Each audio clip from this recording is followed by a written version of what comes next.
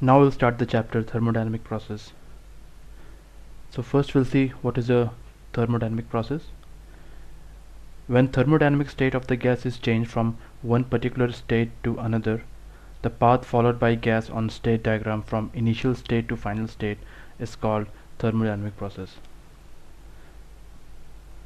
The mathematical equation which represent this curve between state variables, which is commonly taken as between pressure and volume, that is P and V. So that mathematical relation representing the curve on the state diagram is called process equation. So as we know that infinite number of curves can join the initial thermodynamic state and the final thermodynamic state. So therefore there can be infinite processes between two states. So for example, suppose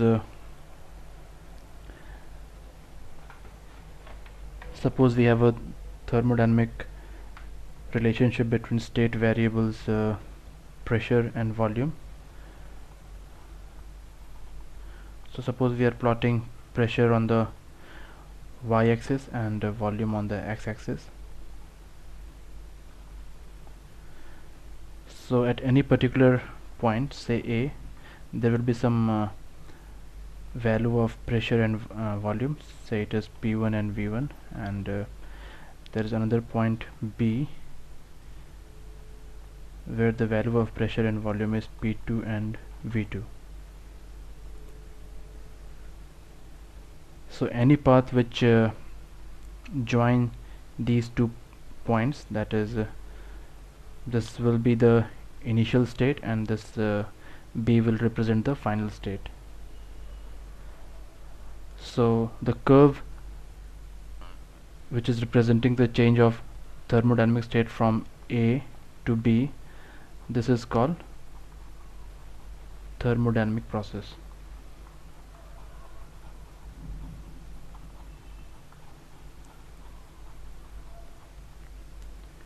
So here P and V, that is pressure and volume, they are called state variables. There is another state variable which is temperature T. So we can take any graph between any two of the state variables, that is between P and T, or between P and V, or between V and T, but most commonly we use pressure versus volume graph. And as you can see that there can be infinite ways in which we can trace a curve between point A and point B. Say this is one of the curve, there can be another curve which can be straight line, there can be another curve. So what it means is that between two states there can be infinite number of thermodynamic process possible. Now we'll see different energies which are involved in the thermodynamic system. So first we'll see the change in internal energy. So as we know that the internal energy of a molecule is defined as F by 2 into nRT, where F is the degree of freedom of that molecule, N is the number of moles, R is a universal gas constant, and T is the temperature.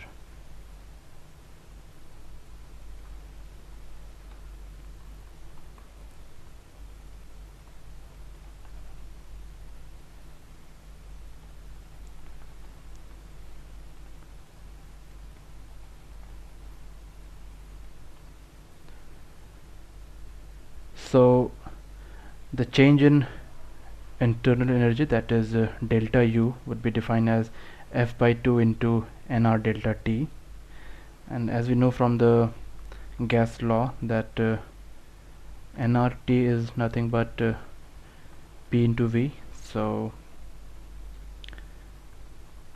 nR delta T, that is nR T2 minus T1, would be P2 V2 minus P1 V1, where T2 is the temperature in the final state and T1 is the temperature in the initial state. Similarly, P2 is the pressure in the final state and V2 is the volume in the final state. P1 and V1 are the pressure and volume in the initial state.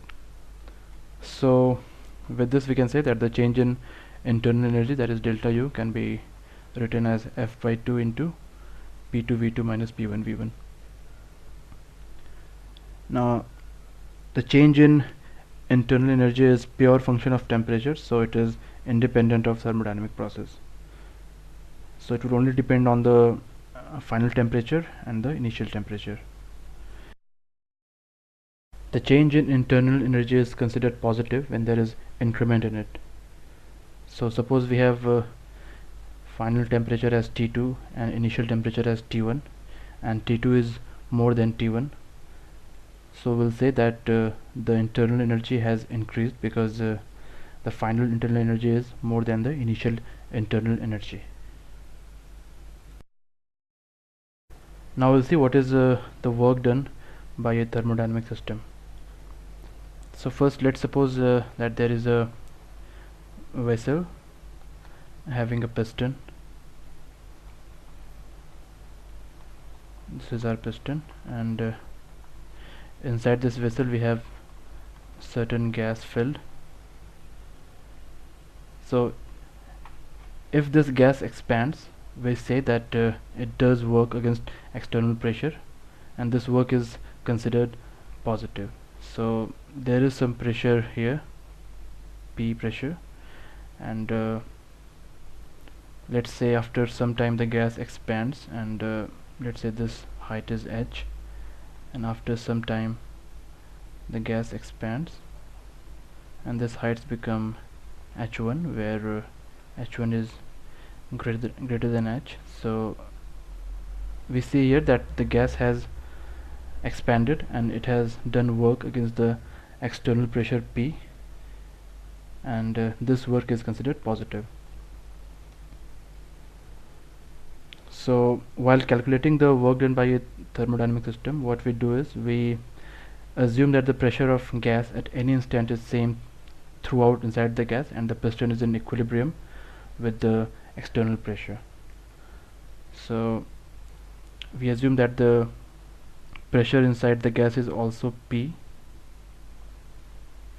which means that it is in equilibrium with the external pressure, and this pressure P is same throughout the gas. So the work done by gas for small increment in the volume is given by dW, and it is given by P into dV, where dV is the small increment in the volume and P is the pressure of the gas, which is in equilibrium with the outside pressure. So to get the total work done, we need to integrate this thing. So the work done is nothing but integration of P dV, and in the PV diagram the area under the curve gives the work done by gas against external pressure. So suppose we have a PV diagram like this. So the area under this curve, that is this area, this will give the value of work done by the gas against external pressure. So this will be the work done. We can also supply heat to a thermodynamic system. The heat received by a thermodynamic system is considered positive, and the heat rejected by it is considered negative. So now we can define the first law of thermodynamics. This law says that the heat energy given to a thermodynamic system is partly consumed by the system in doing work against external pressure, and rest of it increases its internal energy. So suppose we have a thermodynamic system that is a gas chamber which has a piston, and inside this chamber we have some gas. Now suppose we provide some heat to the system. This heat is dq. So suppose dq heat is provided to the system. Now this heat will be consumed by the system. The part of this heat will be consumed in doing work against external pressure P. So let's say after providing this heat dq, the piston moves upwards,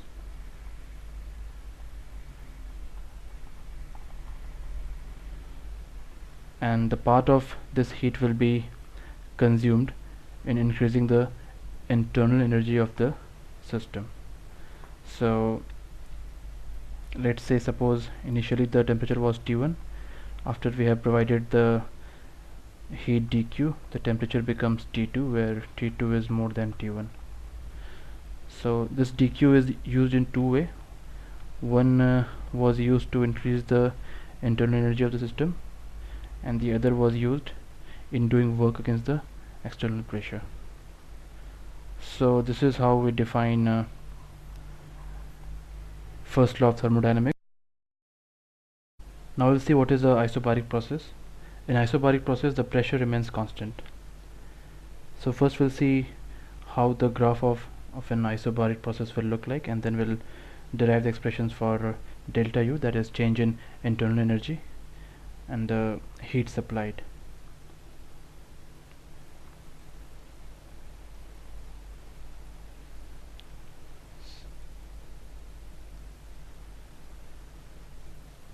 So this is how isobaric process will look like.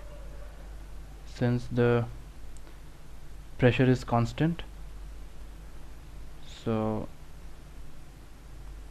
this A and B, this represent the isobaric heating or isobaric expansion. That is, at constant pressure the volume of gas is being increased. Say at point A the volume is VA, and at point B the volume is VB. So here VB is greater than VA. So in this process the gas is getting some heat and it is expanding.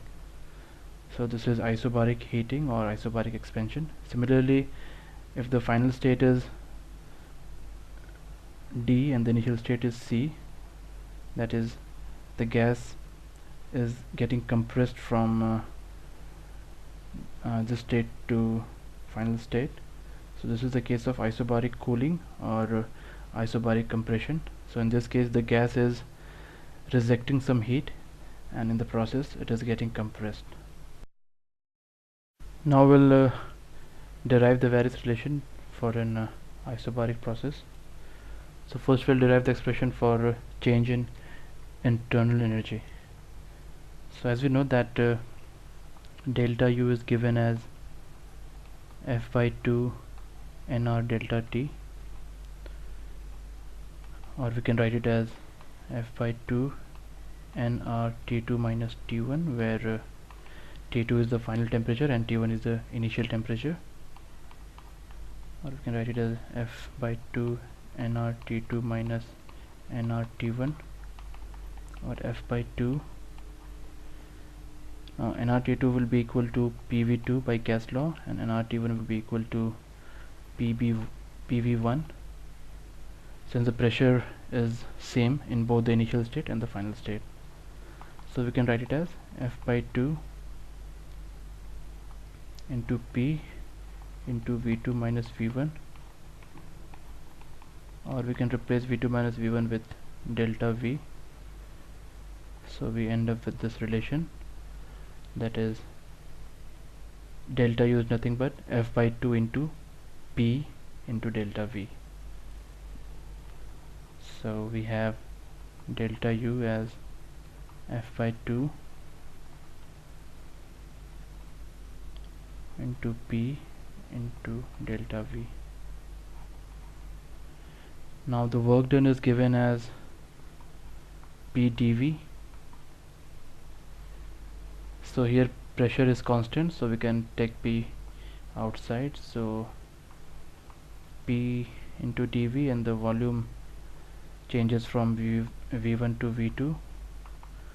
So this is a simple integration. We can write it as P into V2 minus V1, or P delta V. So this is work done. Now the dq is given as du plus work done. So du here is F by 2 into P delta V, and the work done here is P delta V. So dq is equal to P delta V into F by 2 plus 1. So these are the various expressions for delta U.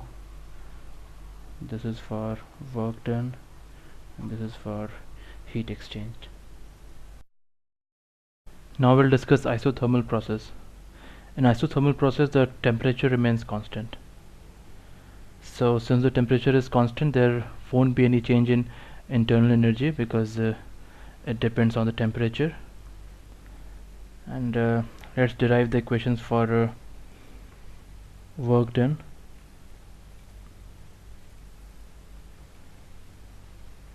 So the work done is given as PdV, and we have the gas law, that is nRT is equal to PV. So here the P will be equal to nRT by V. So we can replace P with nRT by V into dV. Now N and R, they are constant, and T is temperature, which is also constant in isothermal process. So we can take nRT outside. So we have nRT dV by V. So we can write it as nRT ln V from V1 to V2. So the work done is nRT ln V2 by V1. And delta U, as we mentioned earlier, is 0 because there is no change in temperature. So dq would be 0 plus W, that is nRT ln V2 by V1. So all the heat supplied is used in expansion, that is doing work against the external pressure. This is how a typical isothermal curves look like on a PV diagram. That is, if we draw the isothermal process on a pressure versus volume graph. Now we can say here that two isothermal curves never cut each other, never intersect each other, and the greater is the distance of curve from the origin, the higher is the temperature. So in this case we have two temperature, T2 and T1. T2 represent this curve and T1 represent this curve. Since the curve represented by T2 is farther from the origin than T1, so T2 is greater than T1. Now we'll talk about the adiabatic process. Adiabatic process is the one where the heat exchange in the entire process is 0. This process is given by the equation PV gamma is equal to constant, where gamma is called adiabatic constant. Now we'll try to derive this relationship. So as we said that total heat exchange in a adiabatic process is 0, so we have dq is equal to du plus w, which is equal to 0, so du is equal to minus w. Now du is nothing but f by 2 nr dt, and work done is pdv.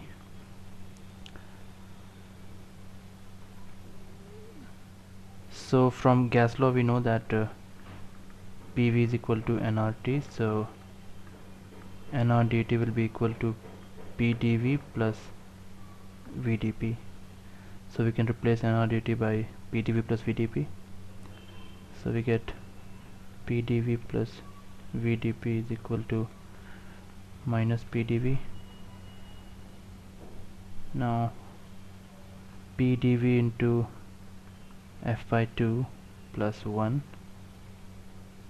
plus VdP is equal to 0, or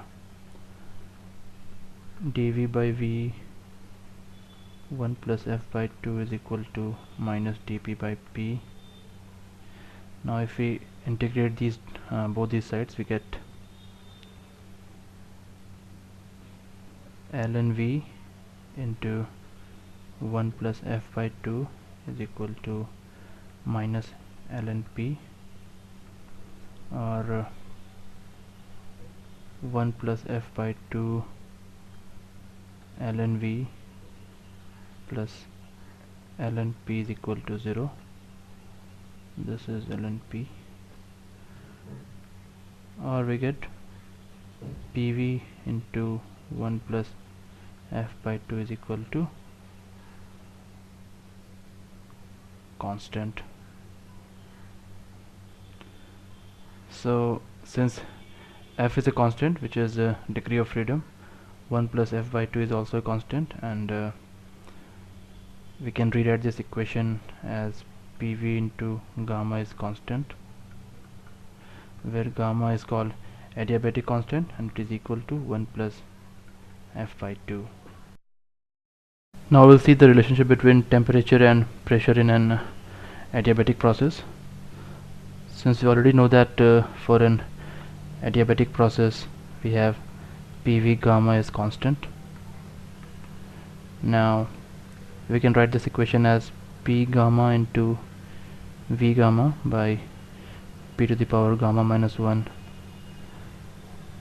This will be constant. Now we can write this equation as PV to the power gamma by P to the power gamma minus 1 is constant. Now PV is nothing but nRT, so we can write nR gamma into T gamma by P to the power gamma minus 1 is constant. Now nR to the power gamma will also be constant, so finally we can say that T to the power gamma into P to the power 1 minus gamma is constant. So this is how we can define adiabatic process in terms of temperature and pressure. Now we'll derive the expressions for work done and change in internal energy for adiabatic process. So as we know that change in internal energy, that is du, is given by f by 2 nr dt, or this will be f by 2 p2 v2 minus p1 v1. Now we have seen that 1 plus 2 by f was nothing but gamma, so from here we can write that 1 minus gamma is minus 2 by f, or f is equal to 2 by gamma minus 1. So we can replace f with 2 by gamma minus 1. So we arrive at this equation, that is du is p2 v2 minus p1 v1 by gamma minus 1. Now as you know that dq is du plus work, and dq is 0 in adiabatic process, so work done would be minus du, which means it will be equal to p2 v2 minus p1 v1 by 1 minus gamma. Now we'll prove this expression now. So we know that for an adiabatic process PV gamma is constant. Let's say this constant is K. So this will also be equal to P1 V1 gamma, where P1 and V1 is the pressure and volume of the gas at one particular state, and this will be equal to P2 V2 gamma. Say this is the pressure and volume at initial state, and this is the pressure and volume at the final state. Now work done is nothing but integration of P dV. Now here we can write P is equal to K by V gamma, so we can replace P with K by V gamma into dV. Now this is nothing but integration of dV by V gamma, so it will be v to the power 1 minus gamma, and the limits of integration will be v1 and v2. So work done will be, this will be 1 minus gamma, so work done will be k into v2 to the power 1 minus gamma minus v1 to the power 1 minus gamma. So work done will be k by 1 minus gamma into v2 by v2 gamma minus v1 by v1 gamma. Now k is nothing but p1 v1 gamma, and also it is equal to p2 v2 gamma. So we can replace k with p2 v2 gamma here, p2 v2 gamma into v2 by v2 gamma, and we can replace k with p1 v1 gamma in the second term. So we can write p1 v1 gamma into v1 by v1 gamma. So v2 gamma and v2 gamma cancels out, and here v1 gamma and v1 gamma cancels out, so we are left with work done is equal to 1 by 1 minus gamma into p2 v2 minus p1 v1. So as we have already seen, this is nothing but minus du.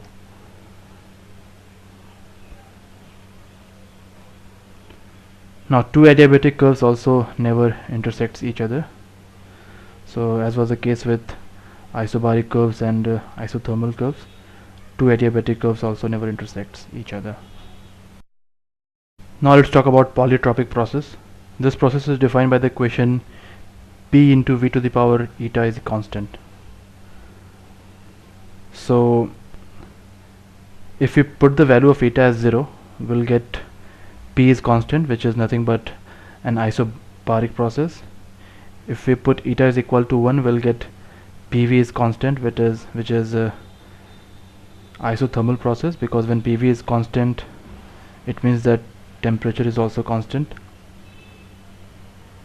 And when we put the value of eta as gamma, it will be an adiabatic process, and when the value of eta tends to infinity, it will be an isochoric process, that is volume remains constant.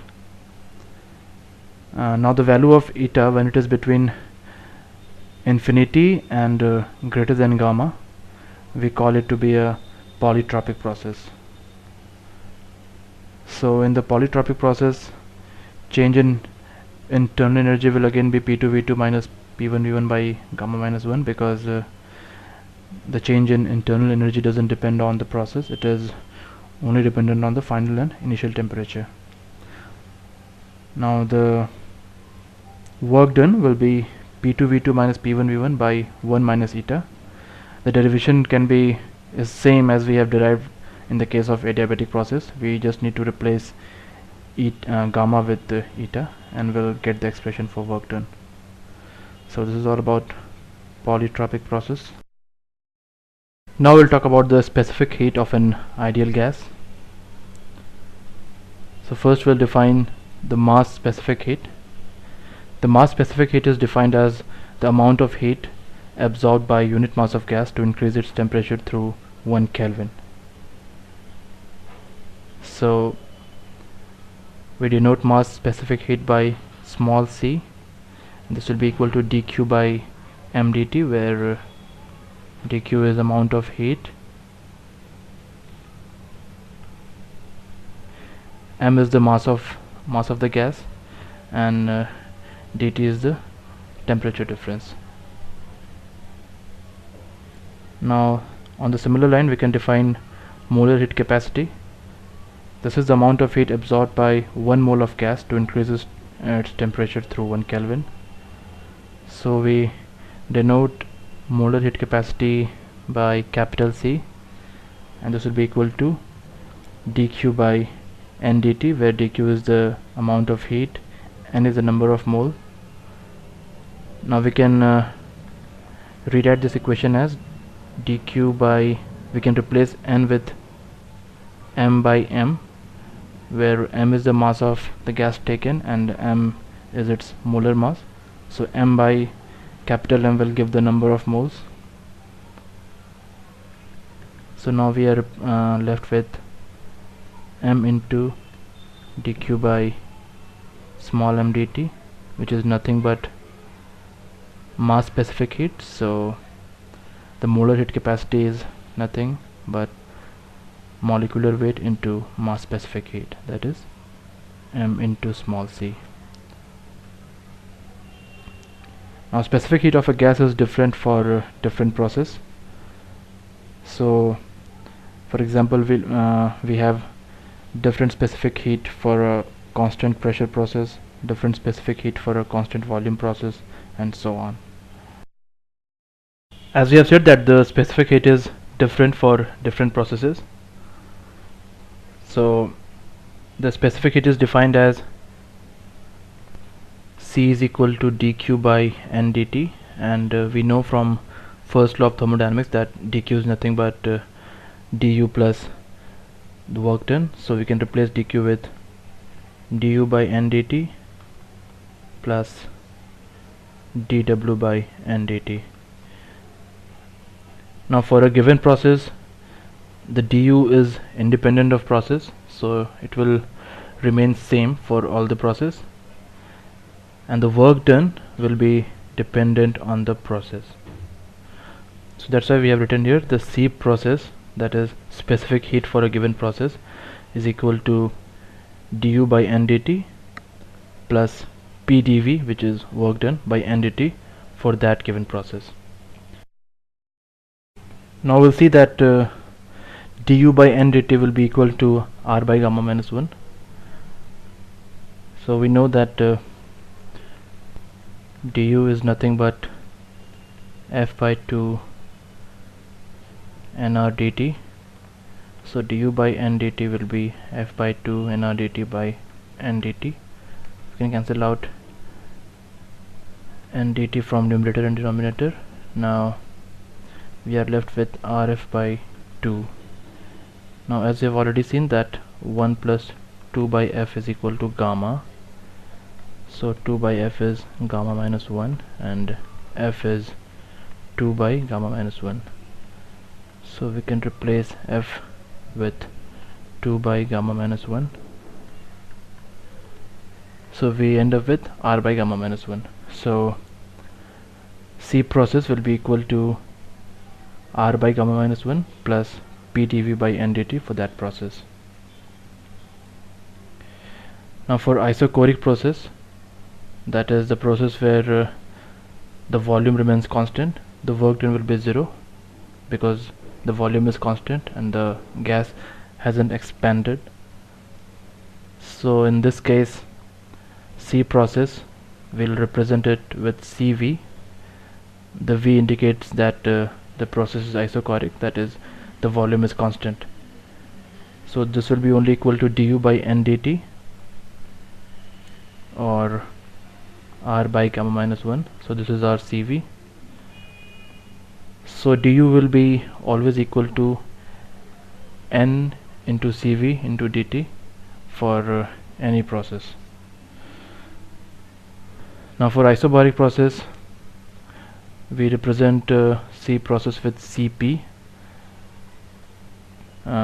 The P in subtext indicates that the pressure is constant.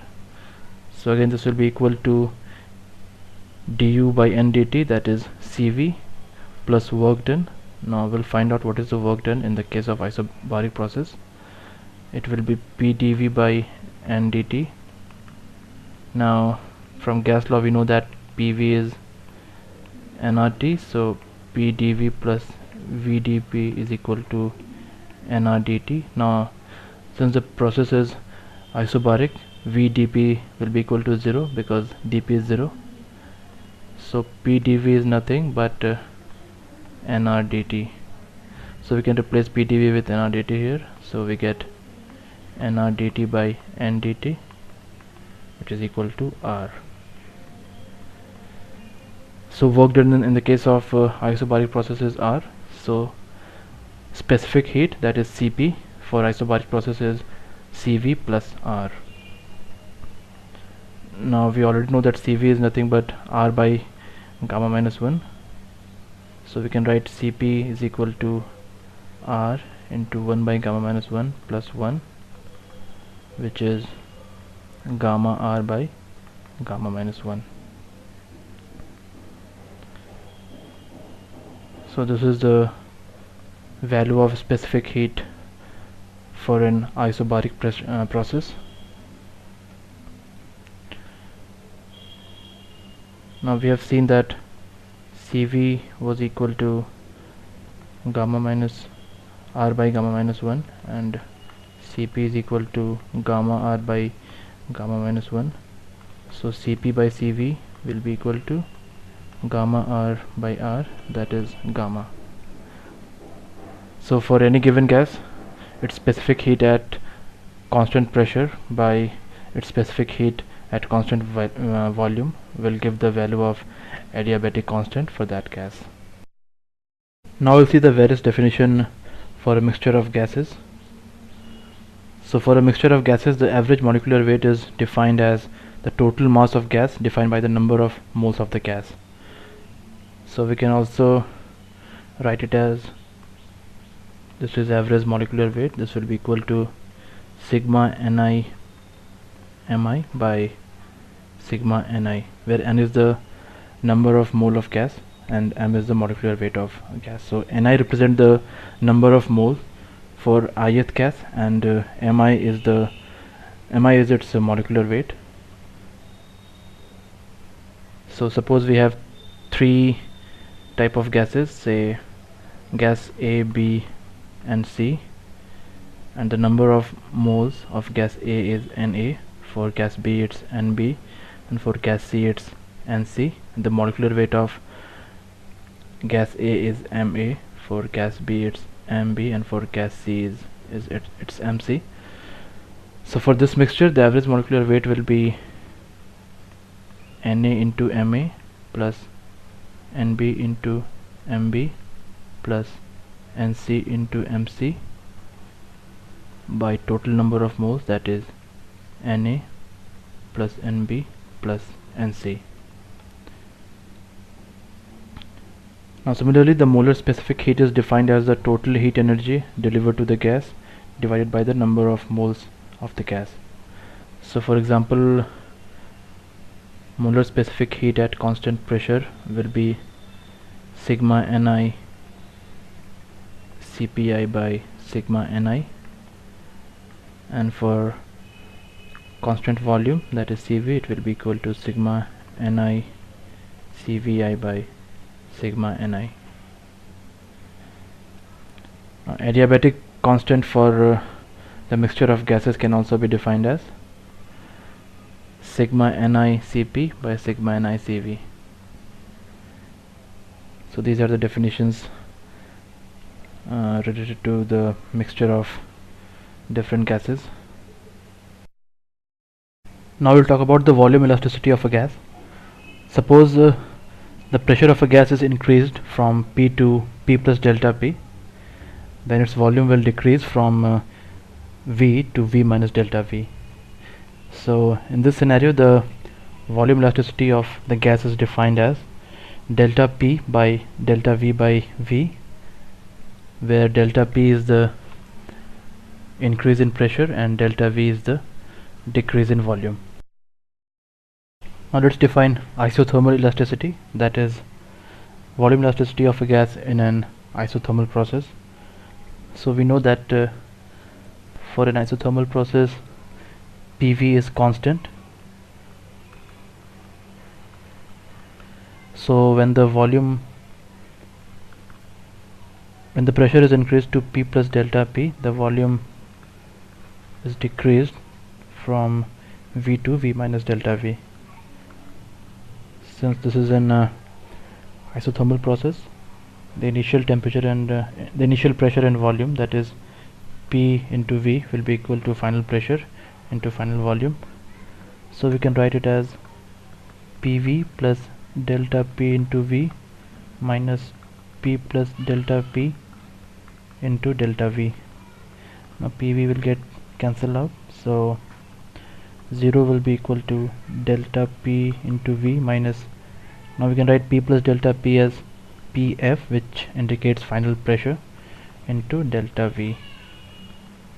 So from here we can see that delta P by delta V by V is nothing but PF.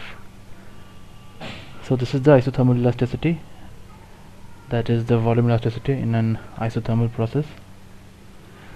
Similarly, we can define adiabatic elasticity. We know that for an adiabatic process, PV gamma is constant, so we can write PV gamma is equal to P plus delta P into V minus delta V into gamma. From here we can write it as P plus delta P.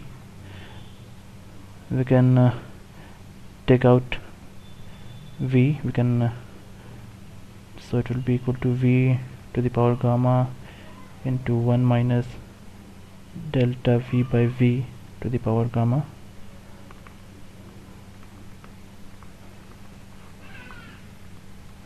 Now from binomial theorem we can rewrite this as 1 minus gamma into delta V by V.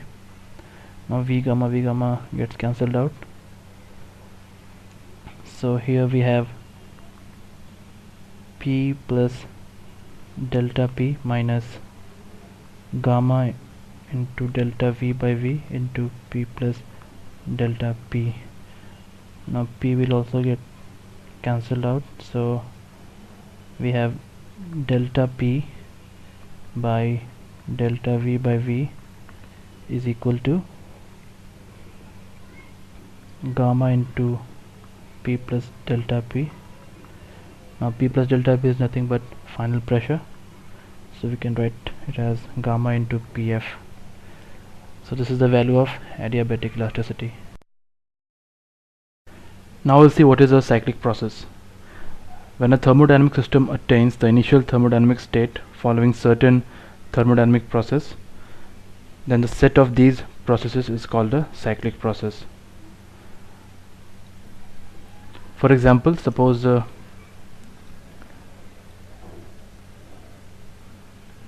in a PV diagram, initially the gas is at state A, so here the temperature, pressure and volume was PAV and TA. Now suppose it is expanded isobarically to state B, then again it is expanded isothermally to state C. Now it is compressed isobarically to state D, and again it is compressed isothermally to state A. So here we see that the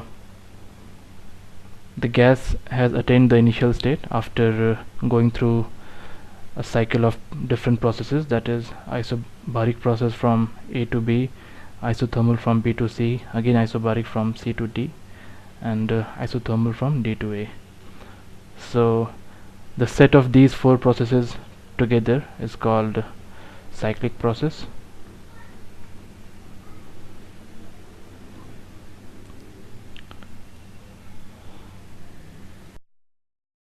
Clockwise process in the PV diagram represent a heat engine, while the anti-clockwise process represent heat pump or refrigerator. So now we'll find out the efficiency of a heat engine operating in a cyclic process. So the efficiency is given by eta, which is equal to work done by the engine by the heat supplied to it. Now we'll prove it that this will be equal to 1 minus Q sink by Q source. So for a heat engine, let's say that the engine takes heat from the source Q source, that is heat from the source is supplied to the engine. Engine does some work out of this Q source, and rest of the heat is sent to sink. So Q sink is sent to the sink, and the engine does the work W. So from this diagram, it is clear that the Q source is being used in two ways. One is the work done by the engine, and the other is Q sink. So work done will be equal to Q source minus Q sink. So the efficiency will be equal to work done, that is Q source minus Q sink, by heat supplied, which is Q source. So efficiency is nothing but 1 minus Q sink by Q source.